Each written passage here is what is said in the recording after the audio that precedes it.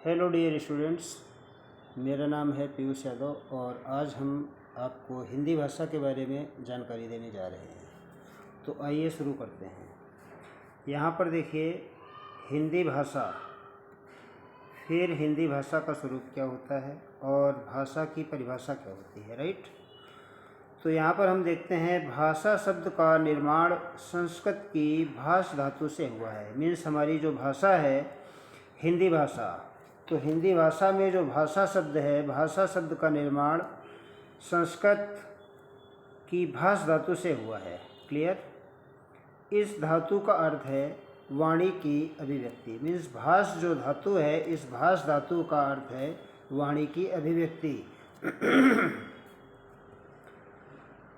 भाष व्यक्तायाम वाची, भाष व्यक्तायाम वाची जिसका अर्थ है मनुष्य की व्यक्तवाणी ही भाषा है। भाषा के माध्यम से मनुष्य के भाव तथा विचार व्यक्त होते हैं। मीन्स भाषा के द्वारा मनुष्य अपने भावों अथवा विचारों को प्रकट करता है। इसी प्रकार भाषा के माध्यम से व्यक्त भावों एवं विचारों को ग्रहण भी किया जाता है। मीन्स हम जो अपने भाव या विचार प्रकट करते हैं भाषा के माध्यम से, तो उनको ग्रहण करने का माध्यम भाषा ही है। तो भाषा के द्वारा ही या भाषा के माध्यम से ही हम भावों या विचारों को ग्रहण करते हैं। इससे स्पष्ट होता है कि भाषा सामाजिक मनुष्यों के बीच भावों तथा विचारों के पारस्परिक आदान प्रदान का एक सार्थक माध्यम है। तो आपने भाषा की परिभाषा के बारे में यहाँ पर देखा कि भाषा का जो अर्थ है, जो भाषा शब्द की उत्पत्ति हुई है, वो संस्कृत की भाष धातु से हुई है और इस भाष धातु का जो अर्थ है वो है वाणी की अभिव्यक्ति। भाषा के द्वारा हम अपने भावों अथवा विचारों को व्यक्त करते हैं। ये बात आप याद रखिए भाषा की परिभाषा के रूप में। यहाँ पर कुछ भाषा विद्वानों ने भाषा की परिभाषा दी है। यहाँ पर प्रोफेसर क्रोचे हैं, भाषा वैज्ञानिक हैं। इन्होंने भाषा के बारे में बताया कि भाषा सीमित और व्यक्त ध्वनियों का नाम है जिन्हें हम अभिव्यक्ति के लिए संगठित करते हैं। मीन्स क्रोचे साहब ने बताया कि भाषा सीमित और व्यक्त ध्वनियों का नाम है जिन्हें हम अभिव्यक्ति के लिए संगठित करते हैं। क्लियर। यहाँ पर वेंद्रे जी की परिभाषा है, भाषा मनुष्यों के बीच संचार व्यवहार के माध्यम के रूप में एक प्रतीक व्यवस्था है। मीन्स बेंद्रे साहब ने वही बात बताई कि भाषा जो है वो मनुष्यों के बीच जो संचार व्यवहार होता है, मीन्स ऑफ कम्युनिकेशन, जिसके द्वारा मनुष्य आपस में कम्युनिकेट करते हैं। तो भाषा जो है एक माध्यम के रूप में, मीडियम के रूप में काम करती है। क्लियर। यहाँ पर डॉक्टर श्याम सुंदर दास जी ने बताया मनुष्य और मनुष्य के बीच वस्तुओं के विषय में अपनी इच्छा और गति का आदान प्रदान करने के लिए व्यक्त ध्वनि संकेतों का जो व्यवहार होता है उसे भाषा कहते हैं। इसके बाद डॉक्टर बाबूराम सक्सेना जी की परिभाषा है भाषा की, जिन ध्वनि चिन्हों द्वारा मनुष्य परस्पर विचार विनिमय करता है उसको समष्टि रूप से भाषा कहते हैं। इसके बाद यहाँ पर देखिए आचार्य देवेंद्रनाथ शर्मा जी ने भाषा की परिभाषा दी है, उच्चारित ध्वनि संकेतों की सहायता से भाव या विचार की पूर्ण अथवा जिसकी सहायता से मनुष्य परस्पर विचार विनिमय या सहयोग करते हैं उस यादृच्छिक रूढ़ ध्वनि संकेत की प्रणाली को भाषा कहते हैं। मीन्स इन्होंने भी बताया कि जो ध्वनि संकेत की सिस्टम है, ध्वनि संकेत की प्रणाली है, वही भाषा है। इसके बाद डॉक्टर मंगलदेव शास्त्री जी ने भाषा की परिभाषा दी, भाषा मनुष्यों की उस चेष्टा या व्यापार को कहते हैं जिससे मनुष्य अपने उच्चारणोपयोगी शरीर अवयवों से उच्चारित किए गए वर्णनात्मक या व्यक्त शब्दों द्वारा अपने विचारों को प्रकट करता है। तो ये डॉक्टर मंगलदेव शास्त्री की भाषा के बारे में परिभाषा है। यहाँ पर डॉक्टर भोलानाथ तिवारी हैं, इन्होंने भाषा के बारे में परिभाषा दी, भाषा उच्चारण अवयवों से उच्चारित प्रायः यादृच्छिक ध्वनि प्रतीकों की वह व्यवस्था है जिसके द्वारा किसी भाषा समाज के लोग आपस में विचारों का आदान प्रदान करते हैं। तो उपर्युक्त परिभाषाओं से यह निष्कर्ष निकलता है कि भाषा सामाजिक मनुष्यों के भावों एवं विचारों के पारस्परिक आदान प्रदान का माध्यम है। तो अब आपको याद रखना है, भाषा क्या करती है? भाषा विचारों के आदान प्रदान का माध्यम है। भाषा के द्वारा मनुष्य अपने विचारों का आदान प्रदान करता है, एक दूसरे से हम कम्युनिकेट करते हैं। क्लियर? यहाँ पर भाषा की कुछ विशेषताएं दी गई हैं। यहाँ पर देखिए भाषा की विशेषताएं क्या हैं। भाषा की जो प्रमुख विशेषताएं हैं, वो पहली विशेषता है भाषा प्रतीकात्मक है। मीन्स जो भाषा होती है वो सिंबॉलिक होती है। भाषा जो हम लिखते हैं वो सिंबल्स के फॉर्म में लिखते हैं। भाषा की सेकेंड फीचर है, जो सेकेंड विशेषता है, भाषा विनिमय है, मीन्स ध्वनिमय है। ध्वनिमय का मतलब भाषा जो हम बोलेंगे उसमें कोई ना कोई ध्वनि जरूर निकलेगी। मीन्स हम जो भी भाषा बोलेंगे वो ध्वनि के द्वारा ही बोलेंगे, बिना ध्वनि के हम कोई भाषा नहीं बोल सकते हैं। ये बात इसकी दूसरी विशेषता है। थर्ड विशेषता है भाषा का संबंध मनुष्य है। मीन्स मनुष्य ही भाषा का प्रयोग करता है। मनुष्य के अलावा पशु पक्षी या जानवर हैं वो भाषा नहीं बोल सकते हैं। तो भाषा का संबंध मनुष्य है। भाषा प्रतीकात्मक है और भाषा ध्वनिमय है। आगे देखते हैं यहाँ पर, एक सेकेंड।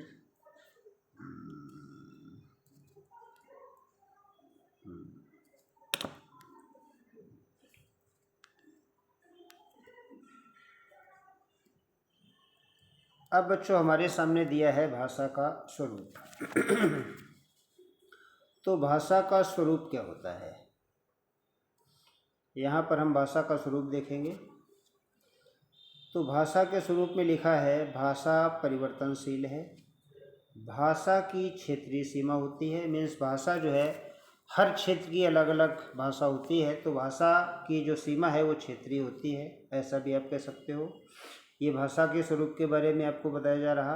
भाषा सरलता एवं प्रौढ़ता की दिशा में सतत गतिशील होती है। मीन्स भाषा जो है वो सरलता एवं प्रौढ़ता की दिशा में हमेशा गतिशील होती है।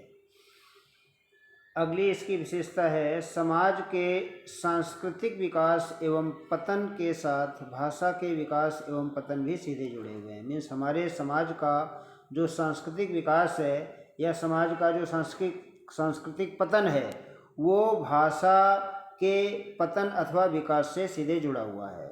मीन्स हमारे समाज का विकास अच्छी भाषा से संभव है और समाज का जो पतन है वो खराब भाषा से हो सकता है। तो इस तरह से यहाँ पर आप समझ सकते हो कि जो भाषा का स्वरूप है वो किस तरह का है या इसकी विशेषताएं क्या हैं। अगली हेडिंग है भाषा की प्रकृति, नेचर ऑफ लैंग्वेज। भाषा का जो नेचर है वो क्या है? भाषा नदी के जल के समान सदा चलती एवं बहती रहती है। मीन्स जो भाषा है हमारी वो गतिशील रहती है, वो कभी डेड नहीं होती है। तो भाषा जिस तरह से नदी का जल हमेशा चलायमान रहता है, उसी तरह से भाषा भी हमेशा चलती रहती है, कंटिन्यू रहती है, बहती रहती है। जिस प्रकार से नदी धरातल के अनुसार अपने स्वरूप को ग्रहण करती है, मीन्स जिस तरह की भूमि होती है, जल नदी का जो जल है वो उसी रूप में बदल जाता है, ठीक उसी प्रकार से भाषा भी देश काल एवं सामाजिक परिस्थितियों के अनुरूप अपना स्वरूप विकास करती रहती है। भाषा के अपने आंतरिक गुण या स्वभाव, ये जो भाषा की प्रकृति कहते हैं, भाषा के जो अपने आंतरिक गुण हैं या जो भाषा का स्वभाव है, इसको भाषा की प्रकृति कहते हैं। क्लियर? आगे हेडिंग है भाषा के रूप। तो भाषा के रूप में हम देखेंगे भाषा का रूप क्या है। प्रत्येक देश में भाषा के मुख्यतः 3 रूप उभर कर हमारे सामने आते हैं और ये 3 रूप यहाँ पर बताए गए हैं आपको। भाषा के अंतर्गत बोलियों को शामिल किया जाता है और भाषा के अंतर्गत या भाषा का जो रूप है परिनिष्ठित भाषा है और तीसरा जो इसका रूप है वो राष्ट्रभाषा है। तो भाषा के जो रूप हैं वो कौन कौन से हैं? 3 है, बोलियाँ, परिनिष्ठित भाषा और राष्ट्रभाषा। अब हम यहाँ पर देखते हैं कि बोलियों का क्या मतलब है। भाषा के जिन रूपों का प्रयोग साधारण जनता अपने समूह या घरों में करती है उसे बोली कहते हैं। अब बच्चों ध्यान रखिए कि बोली का मतलब क्या होता है। बोली का मतलब ये होता है कि भाषा के जिस रूप का प्रयोग साधारण लोग, साधारण मनुष्य अपने समूह या अपने घर में करते हैं उसे बोली कहते हैं। भारत में कुल मिलाकर लगभग 650 बोलियां बोली जाती हैं जो देश के विभिन्न क्षेत्रों में प्रचलित हैं। हिंदी भाषा सीमा पश्चिम में जैसलमेर राजस्थान से लेकर के उत्तर पश्चिम में अंबाला पंजाब, उत्तर में शिमला हिमाचल प्रदेश से लेकर पूर्व में भागलपुर बिहार, दक्षिण पूर्व में रायपुर एमपी मध्य प्रदेश है, जहाँ के निवासियों की बोलचाल की भाषा हिंदी है। मीन्स हमारी जो हिंदी भाषा है बोलचाल की, वो कहाँ से कहाँ तक है, ये आपने यहाँ पर देखा। ये हिंदी भाषी जो सीमा क्षेत्र है वो पश्चिम के जैसलमेर से राजस्थान से लेकर के और ये जो है एमपी तक है, दक्षिण पूर्व रायपुर और एमपी तक है। ठीक है, चलिए आगे हेडिंग है पश्चिमी हिंदी। पश्चिमी हिंदी क्या है? पश्चिमी हिंदी में क्या होता है? पश्चिमी हिंदी ब्रिज बांगर खड़ी बोली है। बुंदेलखंडी तथा कन्नौजी बोलियां उत्तर प्रदेश के मेरठ, मुरादाबाद, रामपुर, सहारनपुर, मुजफ्फरनगर, बिजनौर आदि ज़िलों और हरियाणा प्रदेश में बोली जाती हैं। तो ये जो पश्चिमी हिंदी है ये कहाँ कहाँ बोली जाती है? पश्चिमी हिंदी ब्रिज बांगुर ये खड़ी बोली के क्षेत्र हैं। बुंदेलखंडी तथा कन्नौजी बोलियां उत्तर प्रदेश में बोली जाती हैं। मेरठ, मुरादाबाद, रामपुर, सहारनपुर, मुजफ्फरनगर, बिजनौर आदि ज़िले और हरियाणा प्रदेश में ये भाषा बोली जाती है, पश्चिमी हिंदी। क्लियर? इसके बाद यहाँ पर देखिए पूर्वी हिंदी। पूर्वी हिंदी में अवधी आती है, बघेली आती है और छत्तीसगढ़ी आती है। इसके बाद बिहारी जो भाषा है या बिहारी हिंदी है, इसमें भोजपुरी, मगही, मैथिली और अगिया आदि तरह की हिंदी आती है। राजस्थानी हिंदी क्या है? इसमें मारवाड़ी, मेवाती आदि आता है। ठीक, मारवाड़ी लैंग्वेज होती है, मेवाती लैंग्वेज होती है, तो इसको राजस्थानी हिंदी बोलते हैं। सेकेंड यहाँ पर रीडिंग है परिनिष्ठित भाषा। किसी बोली को जब व्याकरण से परिष्कृत किया जाता है, मीन्स कोई भी भाषा है जब उसका व्याकरणिक स्वरूप दिया जाता है या व्याकरण से परिष्कृत किया जाता है, तब वह परिनिष्ठित भाषा बन जाती है।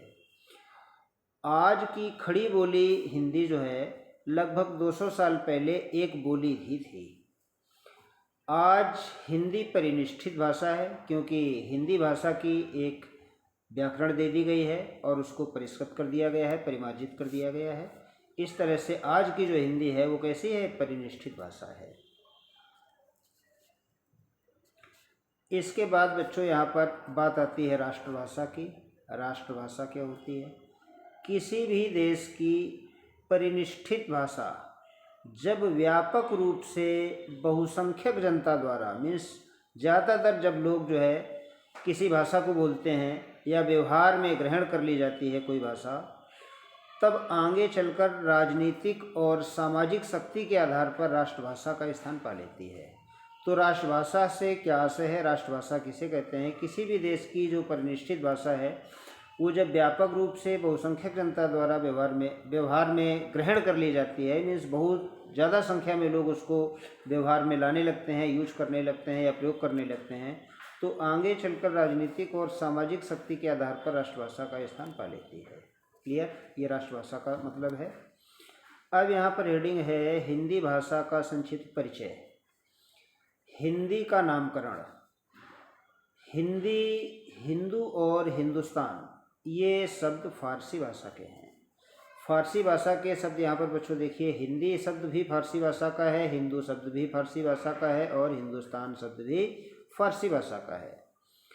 जहाँ तक हिंदी शब्द के भारत के साहित्य में प्रयोग की बात है, तो 13वीं सदी के प्रारंभ में भारत के फारसी कवि औफी ने, फारसी कवि का नाम औफी है, औफी ने सर्वप्रथम हिंदवी शब्द का प्रयोग किया।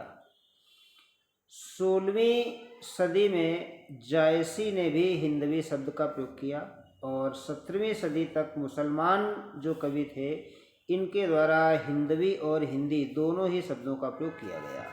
तो इस तरह से हिंदी का हमारा नामकरण होता है। हिंदी का नामकरण किस सदी में किया गया, किसके द्वारा किया गया, ये आप याद रखिए। हिंदी, हिंदू और हिंदुस्तान शब्द जो है ये किसके हैं?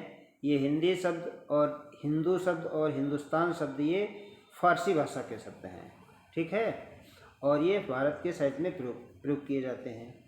चलिए आगे देखते हैं।